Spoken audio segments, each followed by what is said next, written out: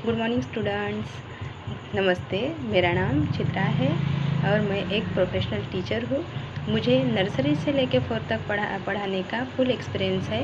मैं 7 साल से बच्चों को पढ़ा रही हूँ। एक प्राइवेट स्कूल में मैं टीचर हूँ और घर में मैं ट्यूशन भी लेती हूँ। तो हम जैसे कि नर्सरी से लेके KG1 KG2 इन क्लास के बच्चों को हम जैसे ट्यूशन नहीं भेज सकते। अभी कभी कभी क्या होता है कि कुछ जगह पर ट्यूशन बहुत दूर लगती है या फिर कोई ले जाने के लिए लाने के लिए कोई होता नहीं है। तो इन सब बातों से क्या होता है कि हम बच्चों का पढ़ाई में लॉस करते, हम उनको घर में अच्छे से पढ़ा नहीं सकते हैं। तो हम पेरेंट्स को ज़्यादातर दिक्कत होती है कि हम बच्चों को कैसे पढ़ाएं, कि हमें पता ही नहीं कि बेसिक क्या है, बेसिक में हमें क्या पढ़ाना है, कहाँ से स्टार्ट करना है, ये सब हमें पता ही नहीं होता है। इस वजह से क्या होता है कि ज़्यादातर बच्चों का नुकसान होता है। तो इसी चीज़ को लेकर हम जैसे कि बच्चों को स्टार्टिंग से किस तरह से पढ़ाएं, नर्सरी हो, KG1 हो या फिर KG2 हो। तो इन क्लास के बच्चों को हम प्रॉपरली घर में कहाँ से स्टार्ट करें और किस तरह से हम सिखाएं, ये सब चीज़ें हम आज यहाँ पे जानेंगे, ताकि पेरेंट्स भी अपने बच्चों को अच्छी तरह से वो समझा सकें। तो सबसे पहले बच्चों को हम नर्सरी के बच्चों को या फिर KG1 के बच्चों को जो सिखाया जाता है वो होता है स्टैंडिंग लाइन स्लीपिंग लाइन। तो सबसे पहले जो है वो बेसिक हम लाइन खींचना सिखाएंगे बच्चों को। इससे क्या होता है कि आगे के जो लेटर्स नंबर्स होते हैं, अल्फ़ाबेट्स होते हैं या फिर कुछ शब्द होते हैं, ये सब लिखने में उनको आसानी जाती है। तो इसमें सबसे पहले हमें सिखाना है स्टैंडिंग लाइन। जैसे कि उनको ऐसे हमने लाइन खींच के दी और फिर बच्चों को बोलना है कि इस तरह से लाइन खींचो। तो हमें क्या करना है कि उनको इस तरह से ऐसे 2 पॉइंट्स हर स्क्वायर में बना के देने हैं।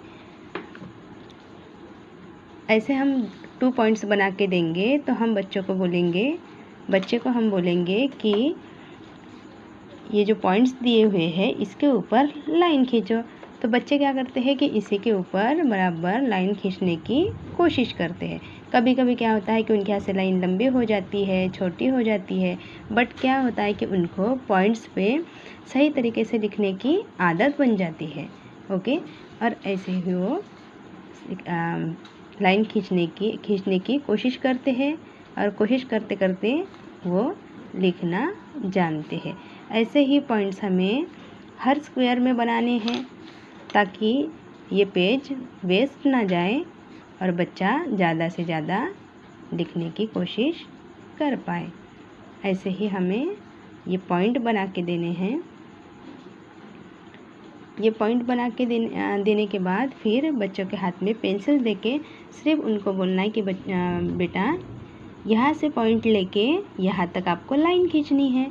तो बस वो वैसे ही कोशिश करते हैं लाइन खींचने की और लाइन खींचते खींचते उनको ये स्टैंडिंग लाइन अच्छे से आ जाती है।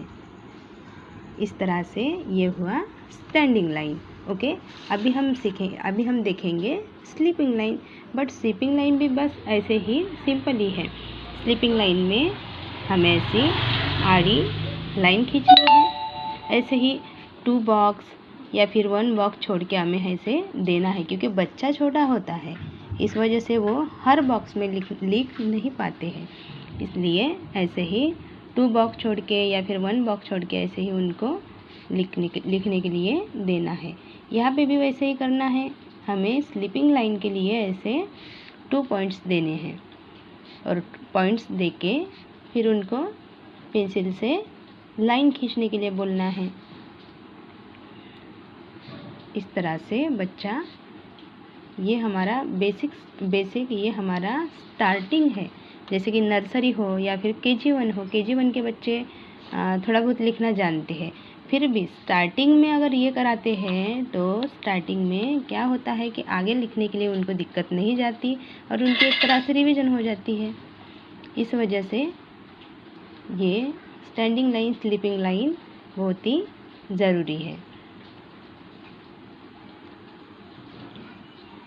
इस तरह से ये हुई स्लीपिंग लाइन। पेंसिल दे के बच्चों को बस ये लाइन खींचने के लिए बोलना है।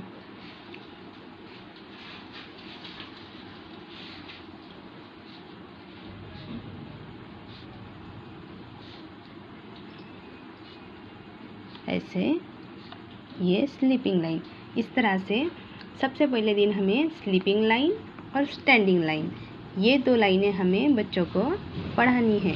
और ये लाइनें हम 2 दिन रिवीजन करेंगे, 2 दिन बच्चों को देंगे जब तक कि वो अच्छी तरह से लाइन खींचना नहीं जानते।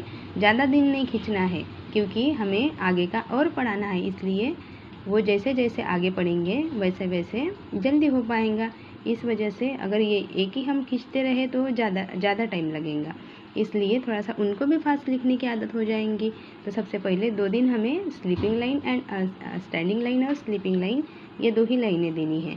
ये नर्सरी के बच्चों के लिए है और KG 1 के बच्चों के लिए है। ओके, आगे की वीडियो में हम इसके